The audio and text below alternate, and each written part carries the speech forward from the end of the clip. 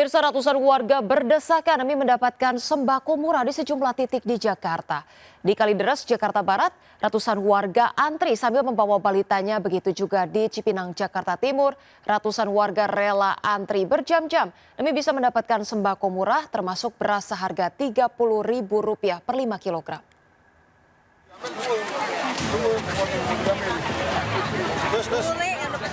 Antrean mengeluarkan ratusan warga ini terlihat di halaman Mapolsek Kalideres, Jakarta Barat.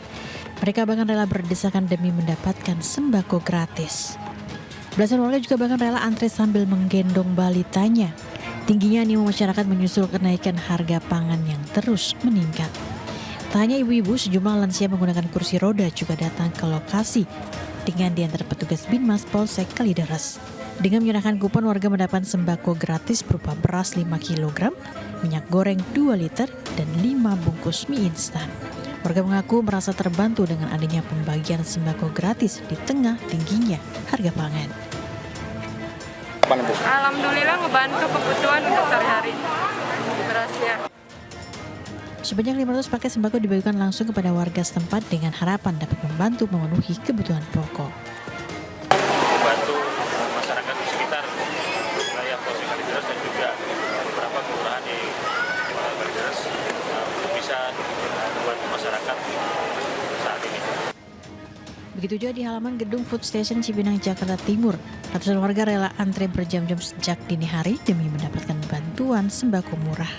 Sembako murah yang disediakan diantaranya beras premium 5 kg seharga Rp30.000, daging sapi 1 kg seharga Rp35.000, daging ayam 1 kg seharga Rp8.000, 15 butir telur ayam seharga Rp10.000, serta 1 karton susu seharga Rp30.000 dan 1 kg ikan seharga Rp13.000. Ya dari dini hari. Oh. Kalau saya jam 5. Kalau Mpok tadi dari jam 5 subuh. Oh. Oh, tapi jam 5 subuh tuh hanya dapat ini, nggak komplit. Oh. Ini harganya lebih murah atau gimana sih, Pak? Lebih murah. Lebih murah. Meski telah mengantri berjam-jam, sebagian warga kecewa lantaran tidak mendapatkan paket sembako murah secara komplit dikarenakan ketersediaan habis. Diharapkan pembagian sembako murah terus bisa dilakukan secara rutin, bukan hanya di tengah tingginya harga pangan. Tim kontributor iNews melaporkan. Pemirsa, tingginya animo masyarakat untuk mudik membuat volume penumpang kereta api pada H-7 Lebaran telah mencapai angka 100%. PT KAI Daob 1 Jakarta menyediakan sebanyak 8 kereta tambahan yang tiketnya sudah mulai dapat dipesan sejak Rabu kemarin. Tingginya animo masyarakat yang ingin mudik ke kampung halaman membuat volume penumpang kereta api pada H-7 Lebaran telah mencapai angka 100%.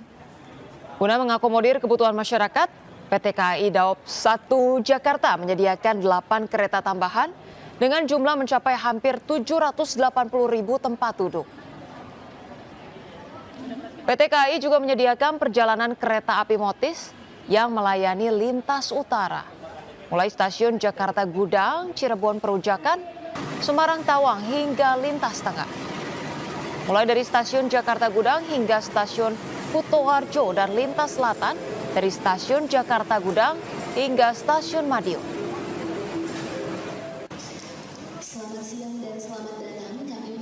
Berbagai cara dilakukan untuk tampil cantik. Salah satunya tentunya rutin menggunakan perawatan tubuh dan juga wajah. Tapi pemirsa, apakah Anda pernah mencoba membuat produk perawatan sendiri? Nah pemirsa, jika belum, ada rekan Yasmin Natania dan juru kamera Sutrisno yang akan mengajak Anda mencoba pengalaman baru dalam meracik kosmetik.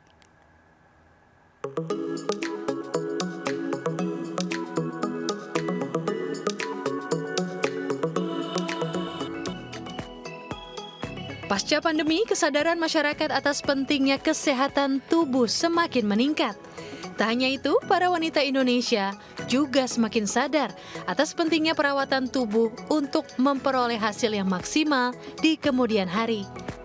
Sebuah kelas kecantikan ditawarkan dalam Interbeauty Indonesia di kawasan Gatot Subroto, Jakarta Selatan. Sebanyak 4 sesi kelas pembuatan kosmetik atau formulasi beauty care digelar. Salah satunya membuat krim moisturizer yang biasa dipakai sehari-hari. Sebelum masuk ke tahapan pembuatan, para peserta diberikan informasi tentang anatomi dan karakteristik kulit, serta krim dan juga komponennya. Peserta diwajibkan untuk menggunakan sarung tangan dan apron terlebih dahulu untuk menjaga kehigienisan produk yang akan dibuat. Barulah tahap demi tahap pembuatan krim moisturizer dilakukan. Sang formulator memandu saya dan peserta lainnya untuk menimbang sejumlah bahan aktif maupun tambahan sesuai dengan takaran dan mencampurkannya. Wah, ternyata susah-susah gampang pemirsa untuk membuatnya. Tapi di sini kita jadi tahu jenis dan juga bahan apa saja yang diperlukan untuk membuat krim moisturizer. Dan dengan mengikuti kegiatan ini, kita tidak hanya tahu terkait dengan komposisi bahan yang baik bagi tubuh, tapi juga memberikan pengalaman kita untuk membuat produk kecantikan. Saya mau lanjut ya. Ya, kelas yang berlangsung selama 3 jam ini disambut antusias para peserta.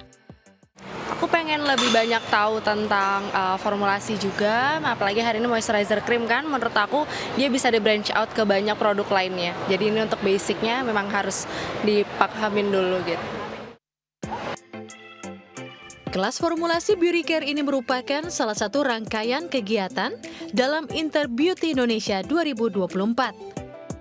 Badan Pengawas Obat dan Makanan (BPOM), Asosiasi Pengusaha Suplemen Kesehatan Indonesia (APSKI), hingga LPOM MUI turut mendukung acara ini karena dilatar belakangi meningkatnya kebutuhan masyarakat tanah air.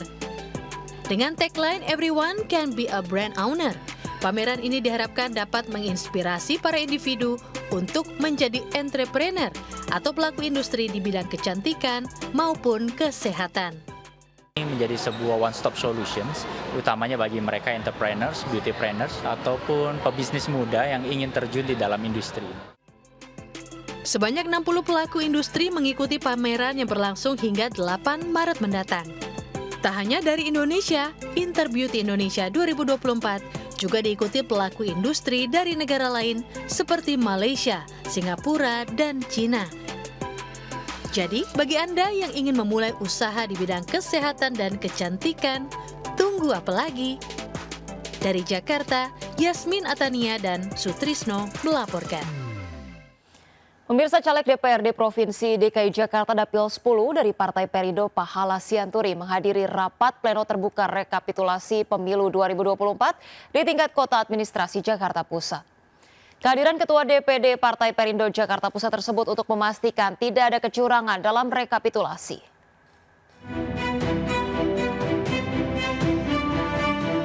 Rapat pleno terbuka rekapitulasi suara pemilu 2024 tingkat Kota Administrasi Jakarta Pusat digelar di kawasan Senen.